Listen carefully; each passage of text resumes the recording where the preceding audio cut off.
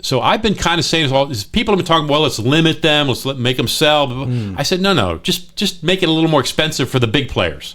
Make them add a tax to the big guys and make it a little less exciting for them to do it, and create more opportunities for the little guys. This is Las Vegas Real Estate Now with local real estate expert Harvey Blankfeld. Corporate landlords own many Las Vegas homes. Could closing a tax loophole change that? And it's written by our good friend Patrick Blenner. So someone's proposing a tax change potentially? Indeed. So they're closing a loophole with the Nevada Commerce Tax, which exempts real estate investment trusts. It could push large corporate entities to divest from Las Vegas Valley's residential real estate market. So I've been kind of saying, well, people have been talking, well, let's limit them, make them sell. I said, no, just make it a little more expensive for the big players. Make them add a tax to the big guys and make it a little less exciting for them to do it, and create more opportunities for the little guys. Right. That would be my feeling, and I think that's what this is going to do. 2 state assembly members, one Democrat, one Republican, are part of a growing chorus of lawmakers pointing to the exemption, which was really written in state law in 2015 and exempted REITs even above the $4 million threshold for gross revenue. According to the state government's website, the taxes apply to any business operating within the state whose gross revenue in a year exceeds $4 million, and rates vary, of course.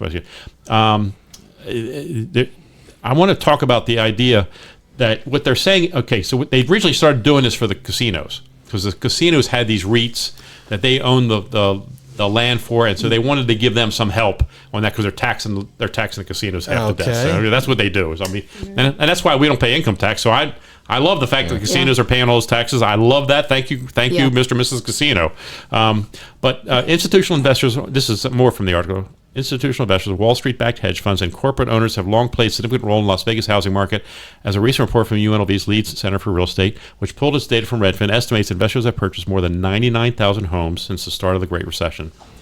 100,000 homes, basically. And I think in our valley we have about 350 or 400,000 homes. That sounds about a quarter of the homes in our valley.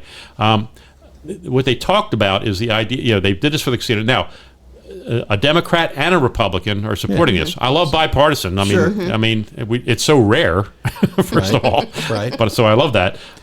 So they're exploring potentially removing the exemption that these REITs have, to make it more expensive for them to acquire and make profits from real estate, residential real estate. And I think it makes perfect sense. You don't want to tell them, hey, you have to sell your stuff, or you can't buy it, or I can't sell it to you because you're at your No, you want to just say, yeah, you can do it, but it's just going to cost you more money. That's all. The current proposal out there in the country is that we're going to limit the amount of homes they're even allowed to buy. Right. You're just not allowed to buy anymore. That's what Congress is trying to do. They're talking about that right now. There's a proposal and votes happening. Yeah. But this is a different attack on the same sort of subject of how do we keep from Wall Street just buying up all the homes? Exactly. And we've talked about the idea long before the vice presidential debates when they were talking about it, about the commoditization of residential properties. We don't want to see that. I still want people to see home ownership as something that they can do personally for their own personal financial benefit. Agreed. As opposed to trying to compete with Wall Street.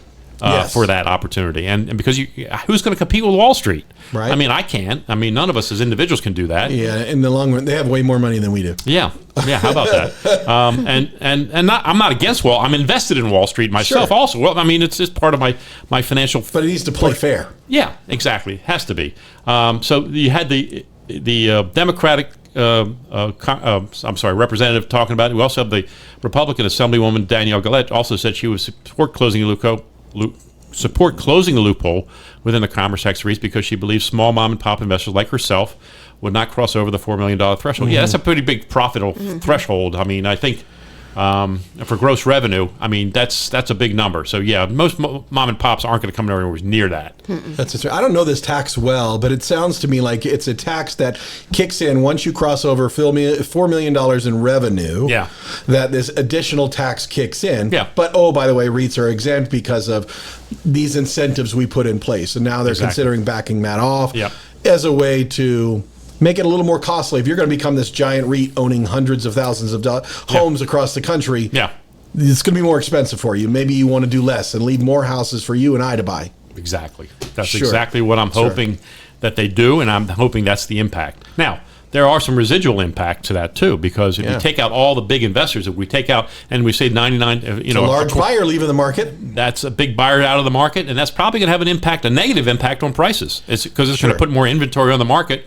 Or the inventory is going to stay on the market longer because there's fewer buyers out there looking to buy it. Right. So it could soften prices. And honestly, even though I'm a homeowner, I'm kind of okay with that to a little I mean, not a lot. I don't want to see a huge drop. Because if there's more homes to sell, that means your home potentially is worth less. That's right. My home will go down just like everybody else's. And so that's something that I'm not excited about. Right. But I understand it. I mean, and markets do fluctuate. And so they don't always go up. And sometimes there will be adjustments. And then it'll go up again later on. So, I mean, I would certainly want to remind people, like, if you've held your property for quite a while, we've gone through a couple of years where you were getting 18% appreciation in a year. Yeah. In a single 12 months. Normally it's 3 to 5%. Right. So you pulled all these future years worth of appreciation into this short time frame.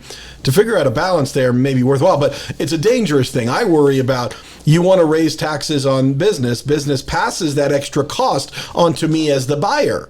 Yeah. When I actually buy products from that business, right? Right. So effectively, I'm the one paying it. Well, it's true, and I agree with you. I think that the big corporations who have to pay additional taxes are going to charge more rent. Yes. But now they become less competitive in the market. I don't know if they can. Well, I mean, that's the problem, because the small players are still going to charge the same smaller rent, and they'll get the tenants. The big players might not get the tenants, and so they're going to be at a competitive disadvantage by raising that rent. Yeah. So, I mean, I think you're right. I mean, no company is going to say, "Oh, well, I guess we're just going to eat that." No, they're going to probably charge try to pass it through. Absolutely. You know, like just like these tariffs we just had. All that money got passed through. I mean, that has an impact on inflation. They don't just decide to make less money and stay there. No. Honestly, yeah, and that's just not going to happen. Is that too real, Janelle?